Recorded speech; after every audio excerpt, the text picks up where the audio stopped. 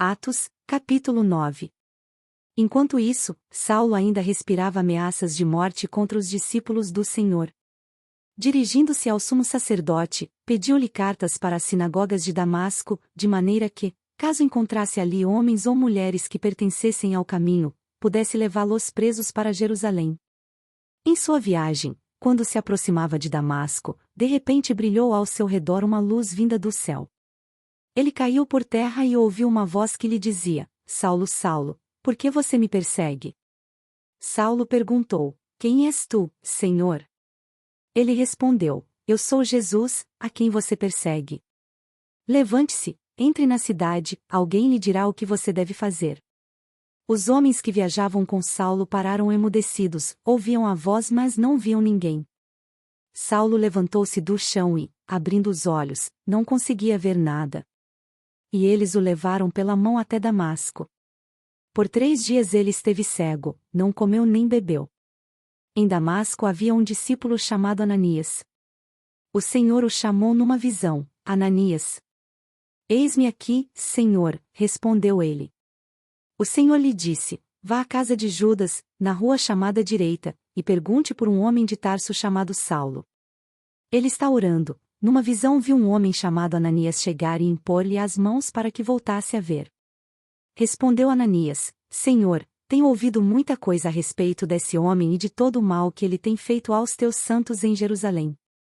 Ele chegou aqui com autorização dos chefes dos sacerdotes para prender todos os que invocam o teu nome. Mas o Senhor disse a Ananias: Vá. Este homem é meu instrumento escolhido para levar o meu nome perante os gentios e seus reis, e perante o povo de Israel.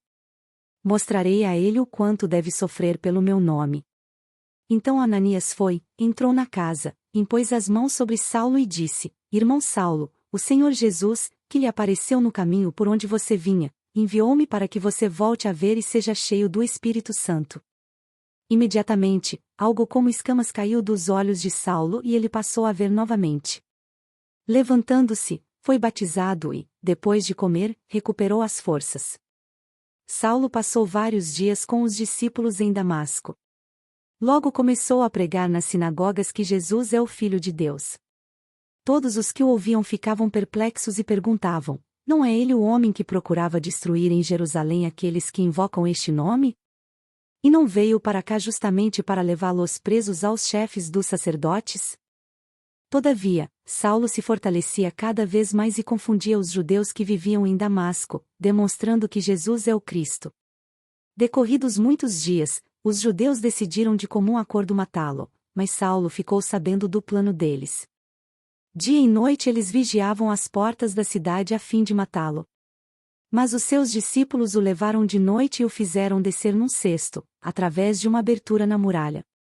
Quando chegou a Jerusalém, tentou reunir-se aos discípulos, mas todos estavam com medo dele, não acreditando que fosse realmente um discípulo.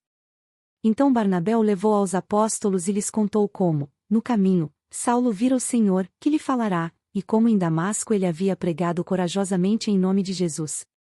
Assim, Saulo ficou com eles, e andava com liberdade em Jerusalém, pregando corajosamente em nome do Senhor. Falava e discutia com os judeus de fala grega, mas estes tentavam matá-lo. Sabendo disso, os irmãos o levaram para Cesareia e o enviaram para Tarso. A igreja passava por um período de paz em toda a Judéia, Galiléia e Samaria.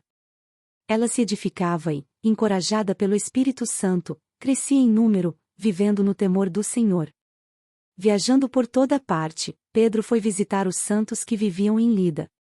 Ali encontrou um paralítico chamado Enéas, que estava acamado fazia 8 anos. Disse-lhe Pedro: Enéas, Jesus Cristo vai curá-lo. Levante-se e arrume a sua cama. Ele se levantou imediatamente.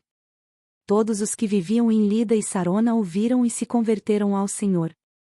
Em Jope havia uma discípula chamada Tabita, que em grego é Dorcas, que se dedicava a praticar boas obras e dar esmolas. Naqueles dias ela ficou doente e morreu, e seu corpo foi lavado e colocado num quarto do andar superior. Lida ficava perto de Jope, e quando os discípulos ouviram falar que Pedro estava em Lida, mandaram-lhe 2 homens dizer-lhe: Não se demore em vir até nós. Pedro foi com eles e, quando chegou, foi foi levado para o quarto do andar superior. Todas as viúvas o rodearam, chorando e mostrando-lhe os vestidos e outras roupas que Dorcas tinha feito quando ainda estava com elas. Pedro mandou que todos saíssem do quarto, depois, ajoelhou-se e orou.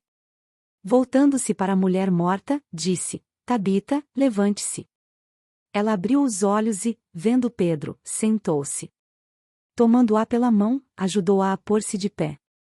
Então, chamando os santos e as viúvas, apresentou-a viva. Este fato se tornou conhecido em toda a cidade de Jope, e muitos creram no Senhor. Pedro ficou em Jope durante algum tempo, com um curtidor de couro chamado Simão.